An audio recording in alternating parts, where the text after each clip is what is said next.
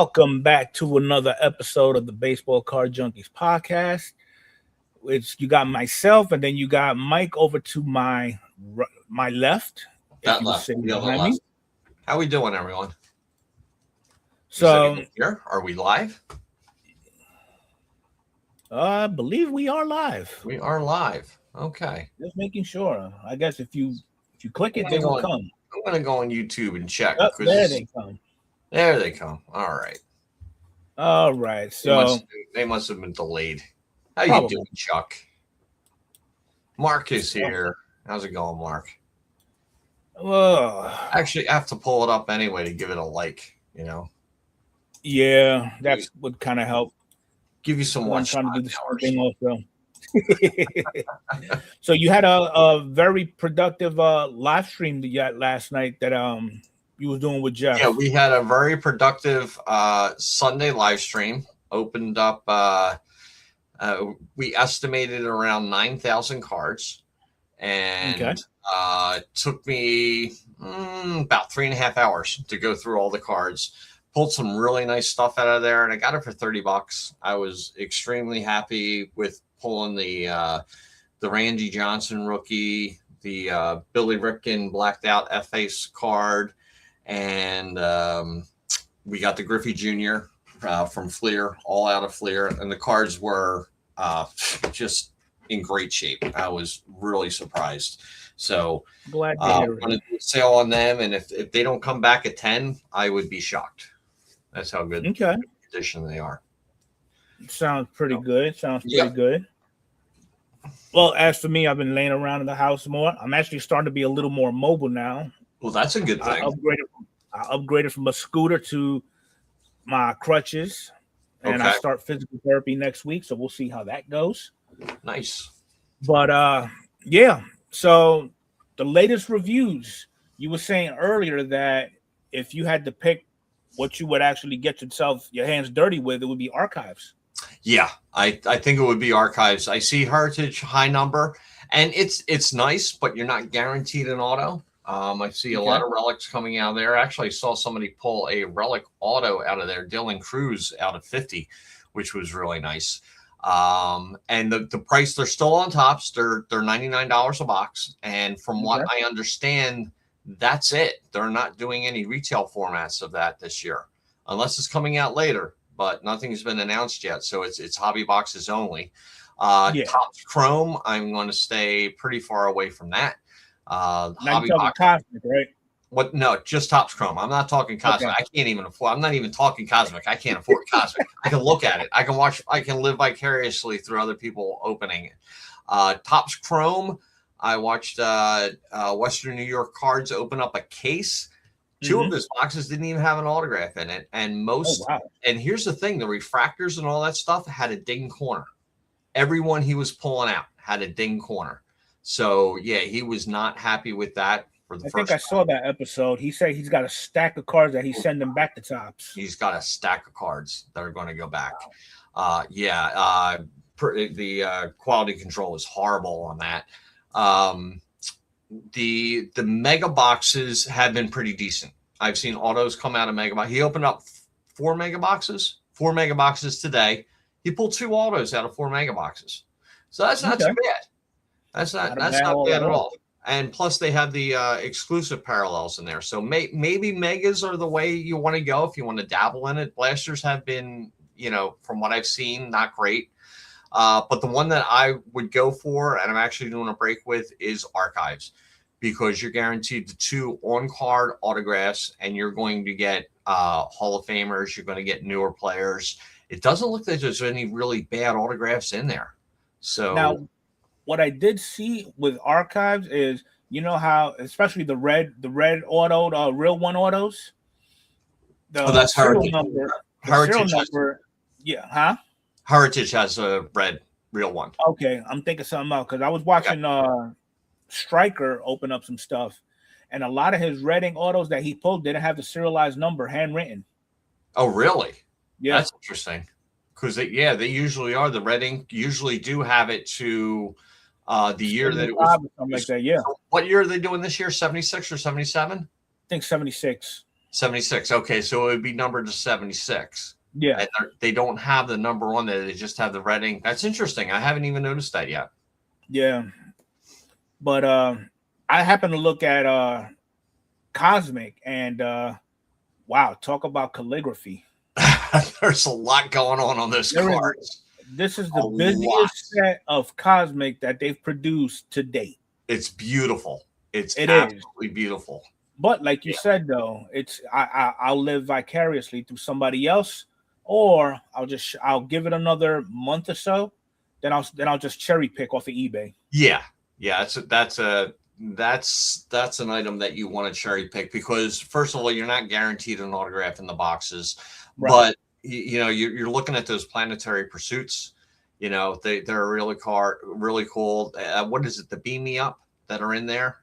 Is that the one? Is it the Beam Me Up that has the? They can be numbered and different colors. Yeah, I think the Extraterrestrial Talents are number 2, and they got a couple of other ones too. The Ultraviolets are in there. Ultraviolets. Yep. It's a beautiful set, but again, if you happen to be one of those individuals that can't take too many colors thrown at you, this set is not for you.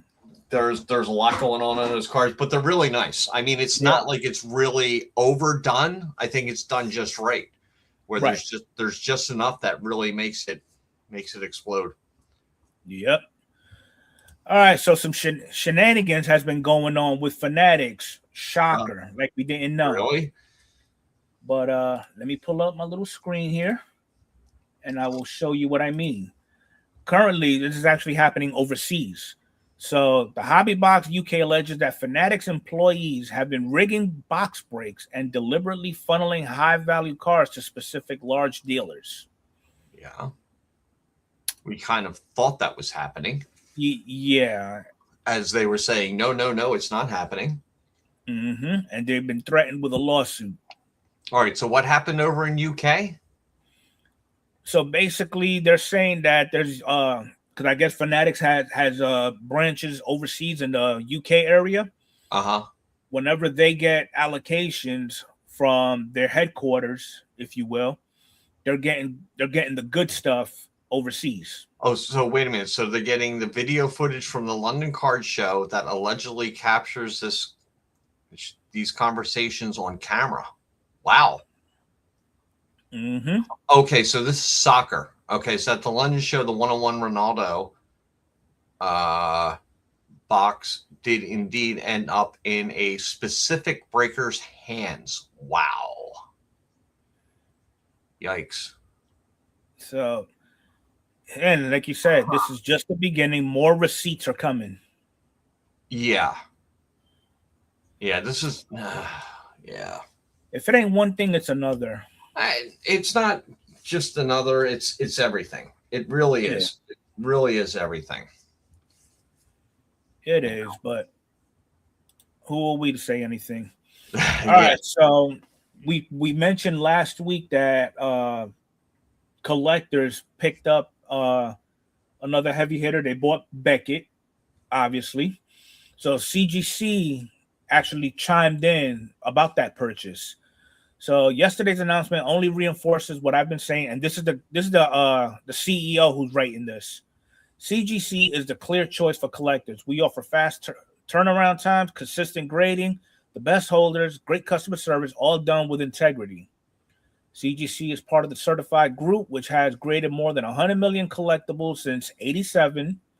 Including the CGC 9.0 Superman edition number 1 that recently sold for $9.12 million. Wow. Jeez.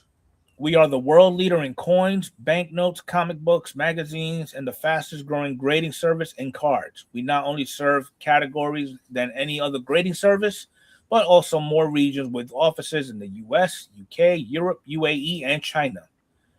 In my 25 years at the helm of this company, I know that change is inevitable. However, when the world changes around us, we focus on the reason we exist. What are your takeaways out of this? It doesn't look like they're going to go down without a fight. That's good. That's what they need to do. Because it's kind of hard to do that when you have like a 50-headed monster buying up everything, who they're going to be competing against. Yeah, that's Now, true. I think They're going to be competing against that 50-headed monster. I think since Collectors has both top PSA and now SGC and now I forgot about them, Beckett, does this give room for those smaller grading companies to make their presence known? CGC, HGA, Tag. Well, the one that I think is probably has the best out there is Tags, but they're limited to what they can grade, unfortunately. Mm-hmm. Well, they're slowly expanding too. Yeah, I know, but with all of this, Maelstrom coming down right now, do you think they need to expand a little bit faster and go more into the vintage side of sports cards? Yeah. I think that, their limitations may hurt them right now. Okay. But it seems, from what I see, more of the Pokemon cards are being graded there a lot. They're really gaining momentum in that, and the Pokemon cards and right. And all the other cards, the TCG cards, than they are in sports cards. I just thought about it too. Since you're on the thing with Tag, they would probably be the go-to regarding vintage because they're solely AI. Right. First step. I mean, if I'm going to send my 52 manual to Tag for grading, I'm sure the first thing they're going to check is authenticity. Mm-hmm. They have the resources already there for it. Right. If they're AI driven. Yeah. But I think right now they're I don't know if they're doing it with purpose and intent. I hope that's not the case. Right. I think they're just probably testing out the waters, slowly expanding. Because right now, I was actually looking on their site the other day because I was thinking of sending a submission to them. They go back now as far as 1980. Oh, really? Okay. Yeah. Well, that's good. Well, that's a plus. Good. All right. So, Three Good Nerds says, I like Tag. I think they'd be a great option, but it's our fault. We'll be willing to pay more for that damn PSA label. Yes. Yep. Agreed.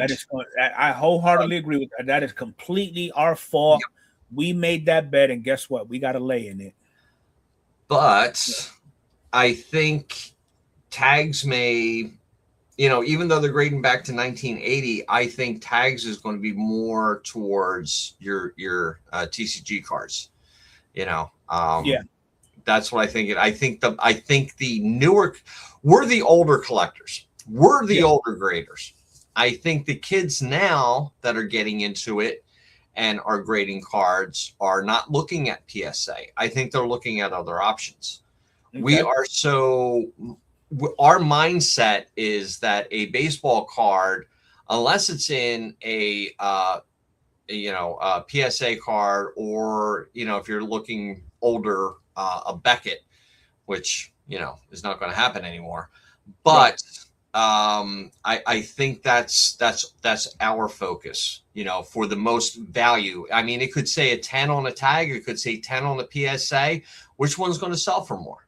Yeah, probably going to be the PSA. Absolutely, because that's just the way it is. Now that's how we set it up to be. You're correct. You're correct. We set it up that way. I don't know. Hopefully, we see some type of movement with these up and coming damn grading companies, so it'll make it a little more interesting. I'm getting a little worn out with that big brother buying up everything and watching the little people just trying to make it. Try to nibble on the crumbs that are left over. Exactly. Yeah.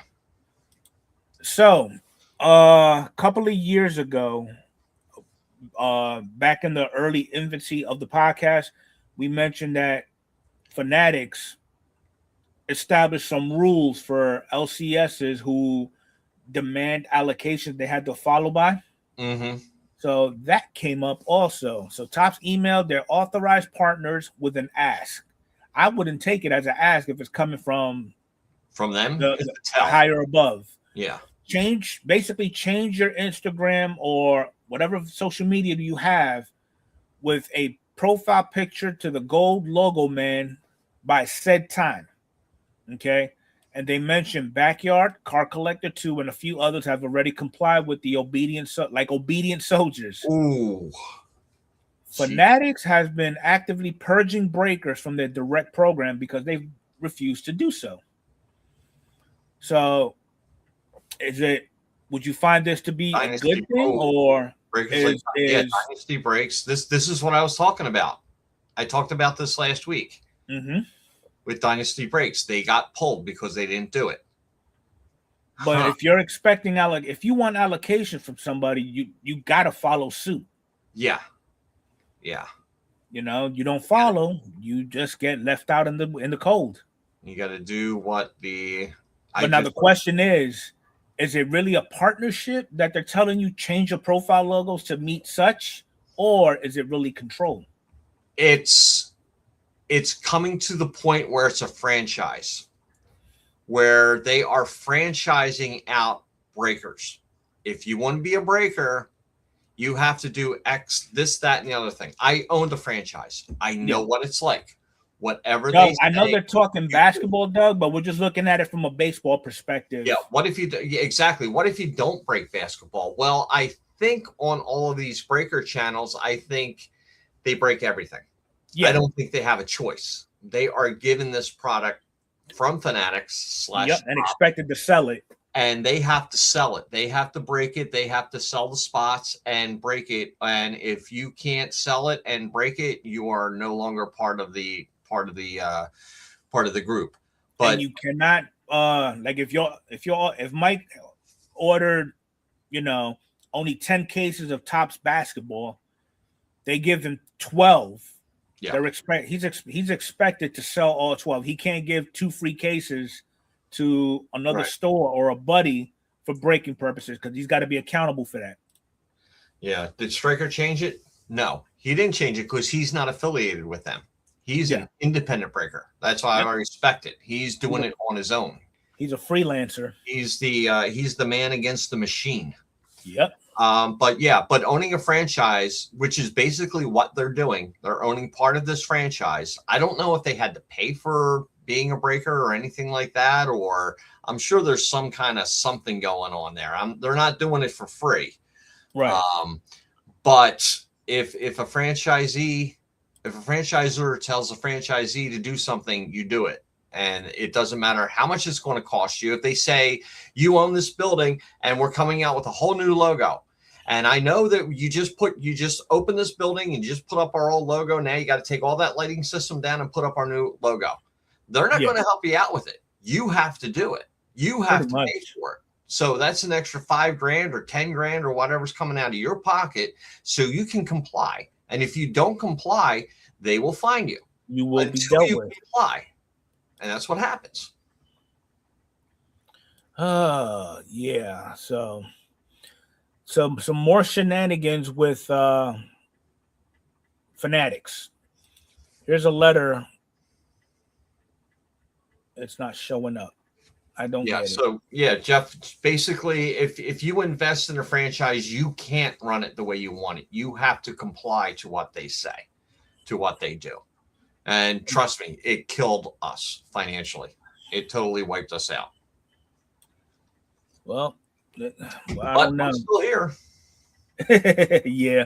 All right. So it's a little bit early, but they pushed out the information. So I'm just going to go ahead and share it with everybody. Information on the next national. It's going to be in Rosemont, Illinois from the 29th of July to the 2nd of August. How far away is that from Chicago? Maddie, you here? Anybody from Illinois here? It's got to be a suburb. It's got to be a suburb of Chicago. They wouldn't put it way far away. No. Yeah. Oh, there you go. Doug. Doug's from Chicago. So it is in Chicago. Okay. Chicago-ish? Can get there in 20 minutes. All right, not bad. Cool. Not bad. Okay. Nice. All right. So this one we had a pretty decent debate about earlier before we started. Okay. I'm going to pull it up and it's right by O'Hare. Okay. Get everybody's thoughts on it. All right. So here's the deal. Last night, a 1952 Topps Mantle in a PSA 8 sold for $1.55 million. In the very same auction, the same card, this one being a PSA 1.5 signed by Mantle in either his rookie year or the year after, sold for $945,000. Which one are you going for? I already answered. I think I answered wrong. In Enfuego's opinion, I answered wrong. So do you want the auto at a 1.5 or you want the PSA 8? What is everybody thinking about this one? Me personally, I would go with the autograph because not only you have the ink, you can actually say that Mickey Mantle touched this card in order to sign it. Jeff would go with the auto. There's 2 for the auto. There goes another one. To be fair, not everyone loves changes to Grail cards. Some people want it as original and pristine as possible. Oh, Maddie's out playing Mr. Mom. He's out with the #1 fan. I'm going to wish us all a Merry Christmas. Okay. Enjoy the night, Maddie. Me personally, I would go with the autograph. And I said I would go with the PSA 8. I mean, until I saw the pop report. Yeah, when we pulled up the pop report, there are only 3 PSA 10s, 6 9s, and like 35 PSA 8s. Right. I thought it would be a lot rarer in that PSA 8. Chuck will go with the auto. Now, what is the reason everybody is going with the one with the autograph? What is selling you on the autograph? I mean, I kind of answer my own fucking question, but yeah.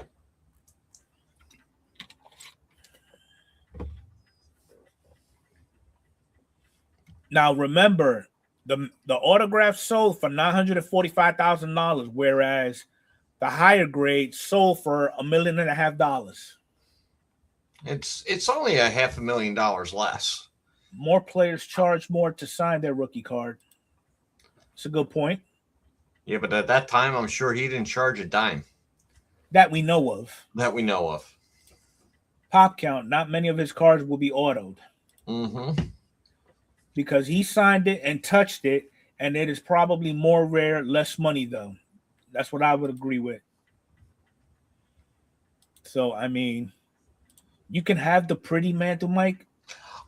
You know what? I said the pretty Mantle first, and then we pulled up the pop report because I honestly didn't think there were any PSA 10s, and there's actually 3 PSA 10s. And I was kind of shocked about that.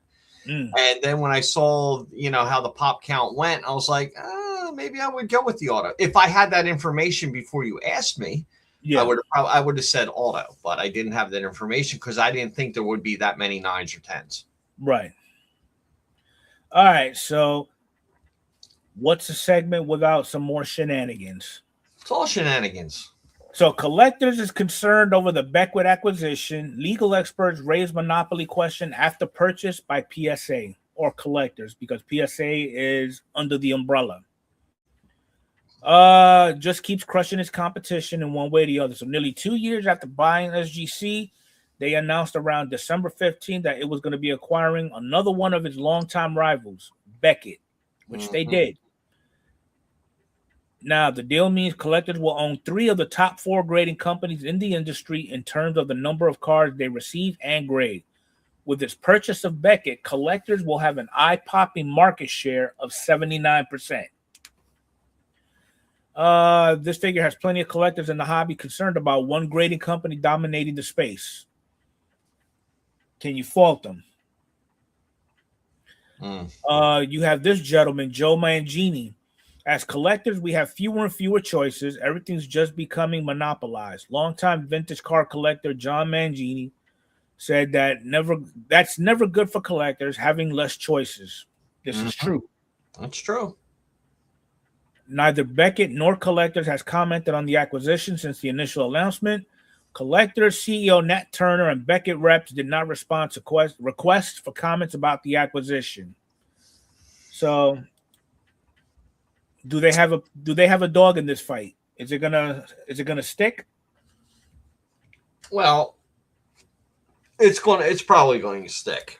I mean, they can bring it up, and the lawmakers can do whatever they want, but they didn't even touch Fanatics acquiring Tops or anything like that to form a monopoly. They didn't say anything to that. Right. When you get into collecting, you get into grading. I mean, it's a different area of it. And if it comes down to what if all the other graders just go away, then you can only grade your cards through PSA. It's bad for everybody and everyone. I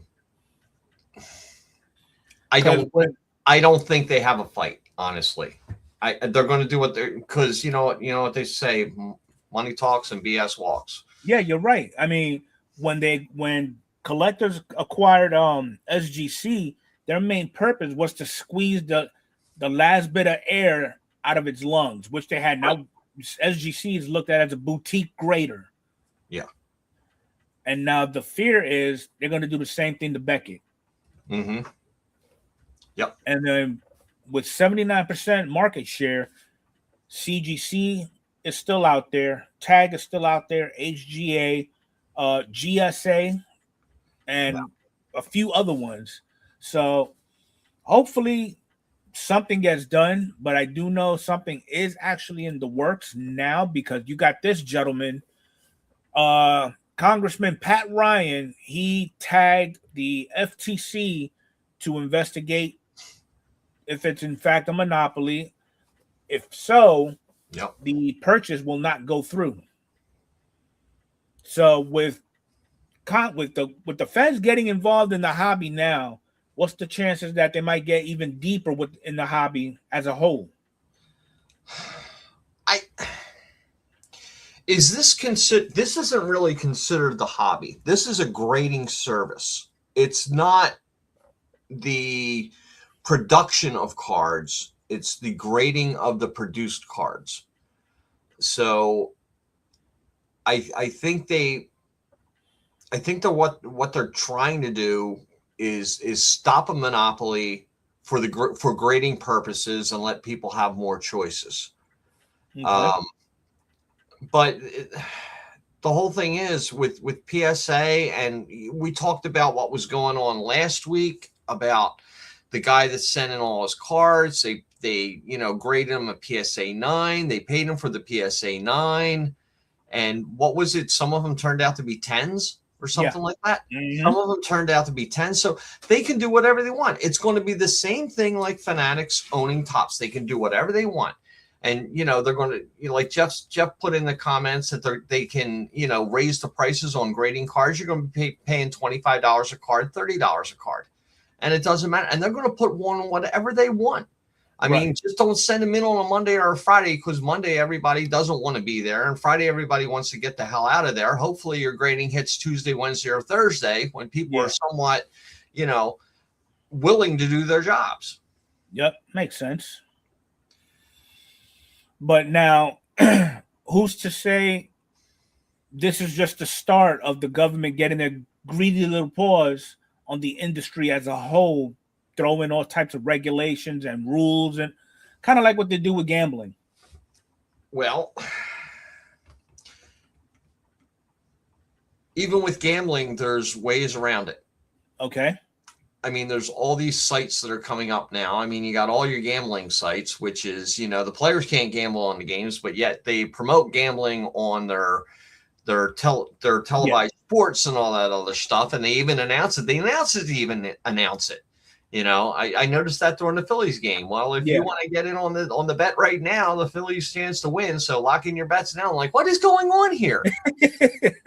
You know, I'm watching a game. I don't care about I'm putting down money on a baseball game or anything like that. I'm just here to watch a game. They can put regulations on it, but I don't know how far and how deep it's going to go. I mean, what's done is done with, you know, Fanatics acquiring Tops. That's done. There's nothing they can do about that now.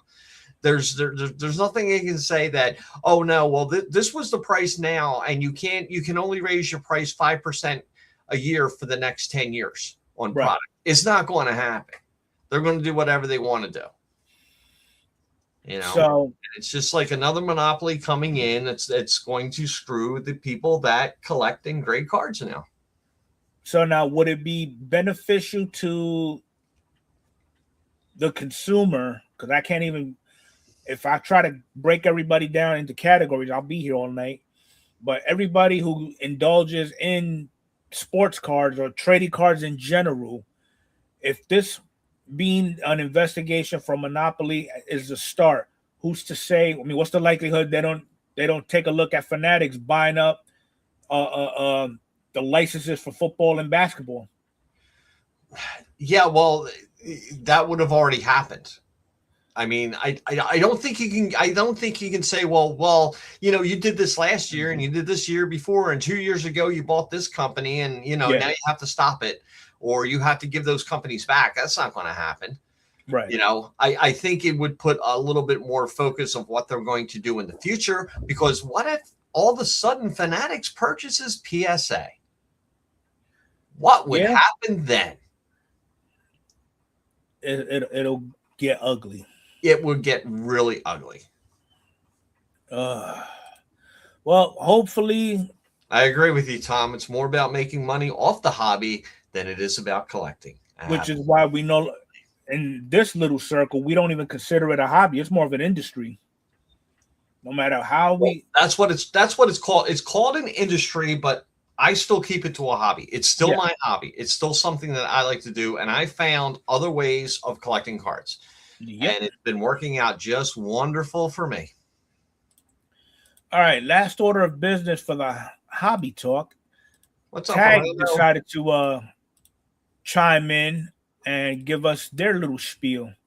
See if I can pull it up without any issues. And apparently, no, I cannot, because it's not letting me pull up the pictures, and I'm so frustrated. Let me bear with me for a minute, please. Stop screen. All right, just a question for everybody else in the chat. If you've been on StreamYard and been invited to a StreamYard stream, has it taken a long time for you to upload and you have to refresh several times before you can actually get into the stream? Because it's happening to me. Yeah, I've noticed it on my end. It doesn't want to let you in. Right. Okay. So here's the letter that came from Tag. Yeah, that's a good one, Adam. With the rise of social media, hobbies have become a look at me industry. You are so correct. Oh, yes. So correct on that. Because what do we see on YouTube videos now? I've got X amount of dollars. I've got X amount of time to buy X amount of cards. Yeah. You know, I mean, that's what we're seeing now. Yeah, it has kind of changed. I mean, back in 2000, 2001, when everybody was starting YouTube channels with baseball card collecting, everybody would go out and buy a $10 blaster or a $10 hanger or a $20 blaster, open up a couple of them, and boom, there's a video. Now it's like, I wonder how many blasters and hangers and hobby boxes people are opening up that are the videos are being deleted only to show that one big pull. And if you're doing that, that's sad. That's really sad. I put up some really crappy blaster boxes in my time. I don't know.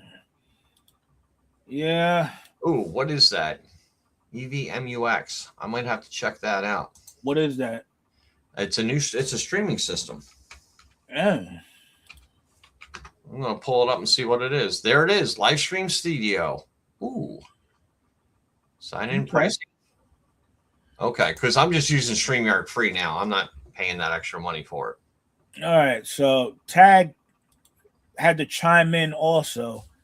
And basically they're saying the industry change is worth paying attention to, but consolidation alone doesn't redefine grading. True statement.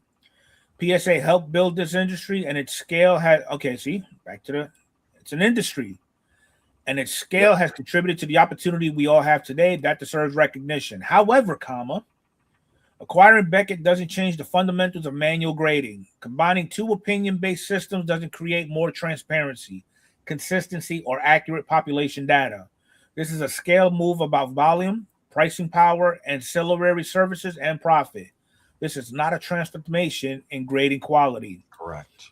We believe high-quality grading demands transparency, measurable standards, and a reliable population report. Manual grading, regardless of size or self-proclaimed greatness, cannot eliminate subjectivity or fully track resubmissions. As the market becomes more informed, cards supported by clear, measurable grading will command greater confidence and higher long-term value. Tag was founded on a different premise. Trust must be earned through data, clarity, and accountability, not size. Our slabs are backed by quantifiable scoring, digital reports, and systems built to reduce subjectivity. A transparent standard scale and remote grading arrives in 2026. The conversation will shift from size to certainty. The next era of grading won't be louder; it'll be clearer. There you go. That's well written. I love that. What got me? Remote grading is coming next year. You know what that means? Means you can scan your card, or they're going to come out to you, or kiosks. Oh, kiosks. Oh, wow. Now that would be awesome. Put a kiosk somewhere, put your card in, boom, have it graded. Right there. Nice. Just wait a couple of minutes, and boom, there goes your slab. Wow. Now that's interesting. I like that. Yeah. I don't know if it would be 600 a card. I don't think it would be that hard. Yep. There you go, Orlando. And putting kiosks in stores. Wow.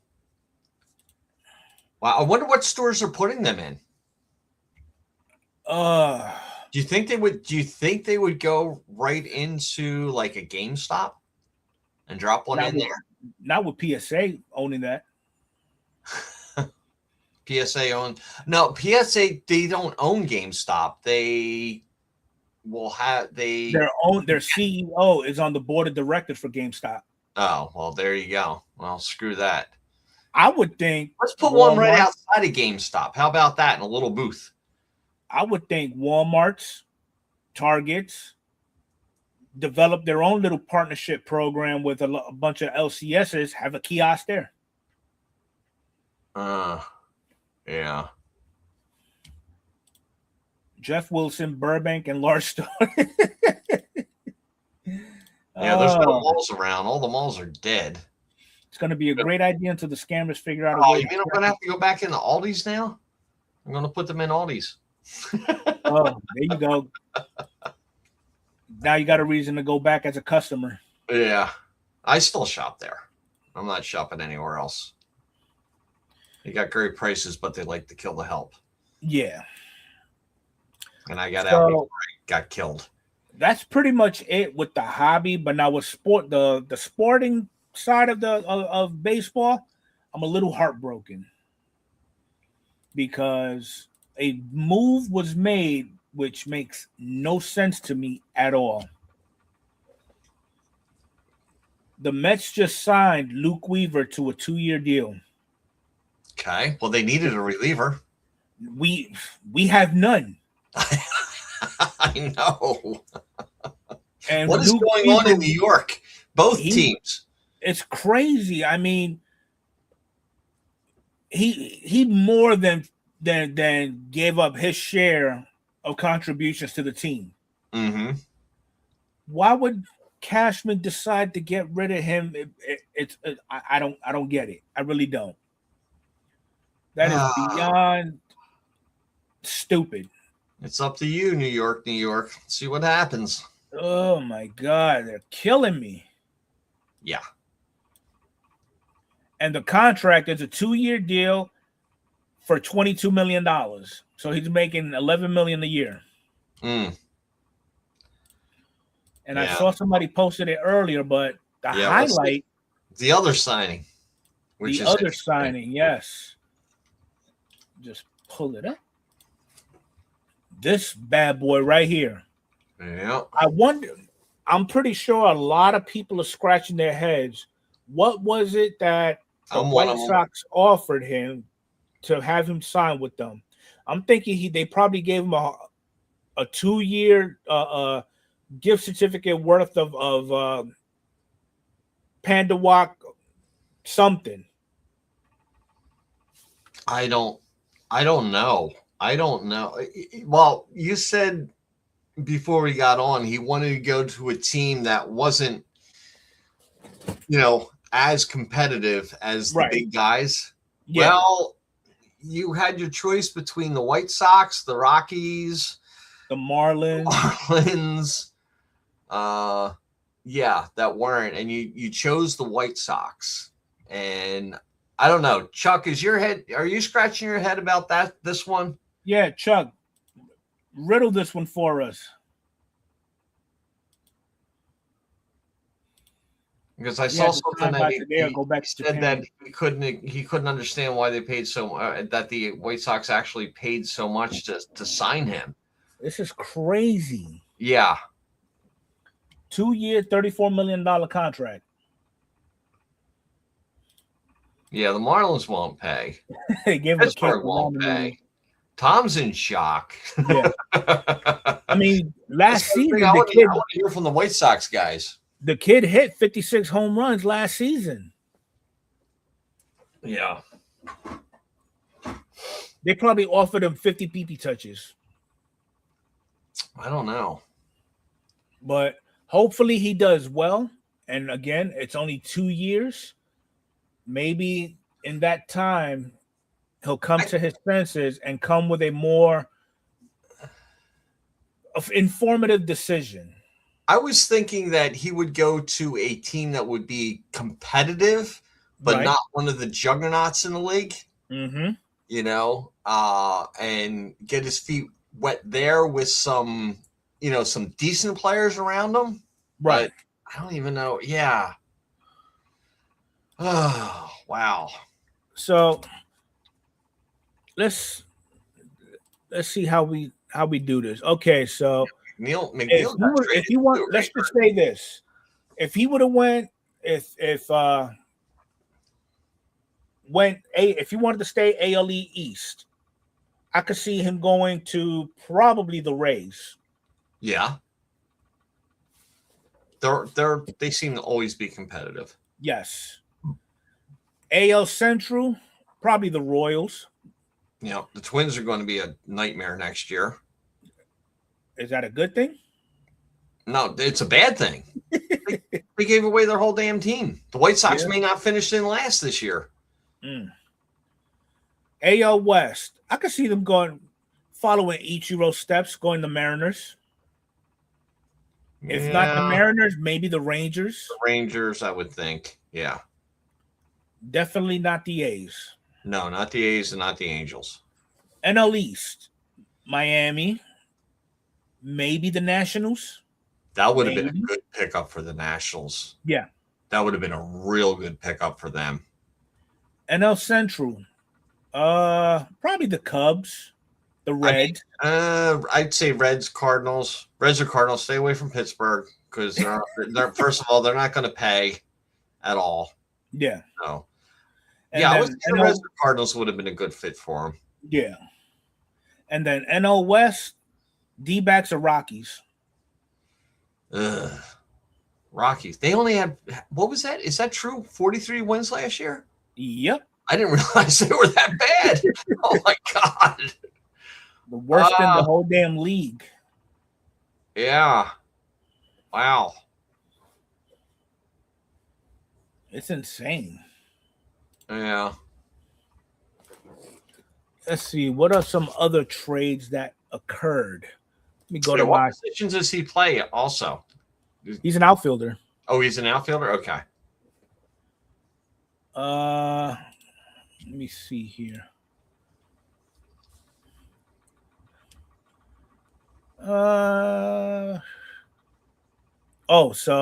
There's more to the deal than what we know. So beyond the $34 million salary, the White Sox will still owe $6.575 million posting fee to his former team as per the rules of the baseball posting system. The fee is determined by the size of the player's eventual major league contract. Okay. And he's 26. Okay. He's in the beginning of his prime. Yeah. That's fine. The slugger set an MPB record with 56 home runs in a single season at 22 years old. Wow. I know he was a problem during the WBC. Mm-hmm. I can't wait for that this year. Oh, I know. So looking forward to that. So basically, Murakami boasts true 80 grade power that could completely change an up-and-coming White Sox lineup that already includes highly regarded youngsters like Colson Montgomery and Kyle Teal. Meh. What about Lou Bob? Yeah. I mean, not a mention of Lou Bob. None at all. Nope. They didn't even say they can build around. You can build around Luis Robert. That was not even mentioned in there. Yeah. Yeah. Oh, there he goes. Lou Bob also figures to offer the Sox some star power alongside Murakami if he's healthy enough to handle something close to a full slate of games in center field and remains on the team amidst persistent trade rumors. That's not good. Yeah, they give him a little build up and they slam him. As long as he stays healthy.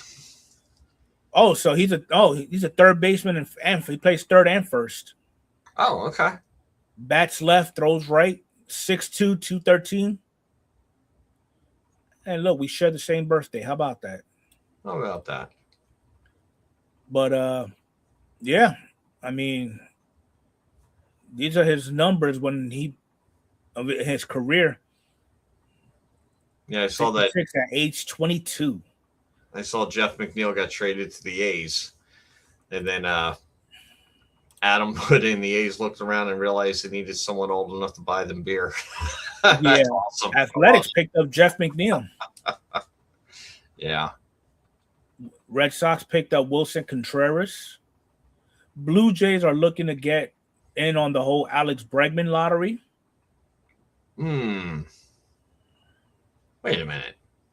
First and third. Who was their third baseman last year? For the White Sox? For the Blue Jays. Who played third base last year for the Blue Jays? Come on, Jeff. Jeff. Refresh my memory. It's been 2 months since I watched baseball. I can't remember. Yeah. Who played third base for you guys? We know Vladdy's at first. Bo's going to move to second. Clement mostly. Yeah. Yeah. That would be something if he went there. So you don't see them moving him to first base and putting Vladdy as a DH? Who, Bregman? Yeah. No. Vladdy's good at first base. Vladdy's got a bigger bat, in my opinion, too. Well, it doesn't matter. Because Bregman's a third baseman. Oh, this was also interesting. The Royals picked up Matt Strahm. Yeah, I saw that. Yeah, probably chose to go to the Midwest just to do his little well, I think he was already on the Royals. I think he's going back to the I think Strahm. I think they did that for salary reasons. Yeah, he did. He played 2 seasons with them. I think Strahm was making like $8-9 million a year or something like that, and they got a couple. I think they got 3 relievers for that price. Okay. From picking up through the market. So yeah. Twins signed Josh Bell. Padres re-signed Michael King. Carrot Top is with the Cardinals. The Tigers picked up Kenley Jansen. Really? Huh. $9 million with a $2 million buyout on a $12 million club option for 27. Interesting. So he's only on for 1 year. Well, they kept Skubal. That's a good thing, and their lineup isn't bad. You know, they got a lot of young players, a lot of potential in that lineup.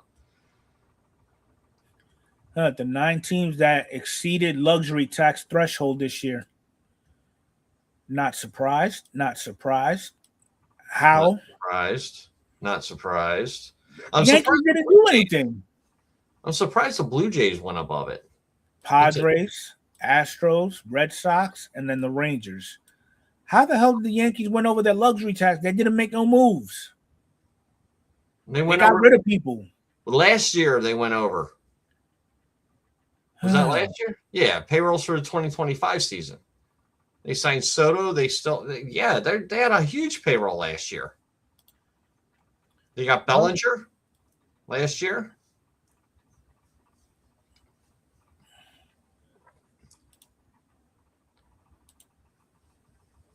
Okay, so Yankees last year was $304 million. Their total payroll. Okay. I'm not seeing how they went over, whereas in 26. Well, yeah, they did go over. They dropped. Well, wait a minute. This year they dropped or last year? No, this year. This is 26. Yeah, well, they were saying they're the teams that went over last year. This year they're gonna drop. Bo getting traded too. yeah, okay. Good luck with that. I don't think the Birds are gonna let him go. That's not gonna happen. No, not at all. Revolution. There is no way the Blue Jays are gonna let him go. Nope. Especially with that bromance between him and Vladdy. Nah. You trade Bo, Vladdy's going to be heartbroken and not be able to play. Yeah. So that's pretty much everything that's been going on. Ain't really much happening as of recent. Yeah, what is going on? That's another thing. What is going on with Kyle Tucker? A lot of people are. That's a good question. And nobody seems to have the answer to it. Yeah, that is. I thought we were going to be waiting on Alonso for the longest time. I thought Tucker would have been picked up relatively quick. It basically was the other way around. Yeah. I don't know where Tucker's going to go. It's so quiet with Tucker right now. Yeah, because right now he's still. Yeah. I don't know. That's going to be a good one, though. And Bellinger, he's another one. It's been quiet. Yep. Watch Bellinger go back to the Cubs and Tucker go to the Yankees. No, I did hear rumors that the Mets might draw some interest. Mets are going to have to do something. Yeah. But we'll see what happens.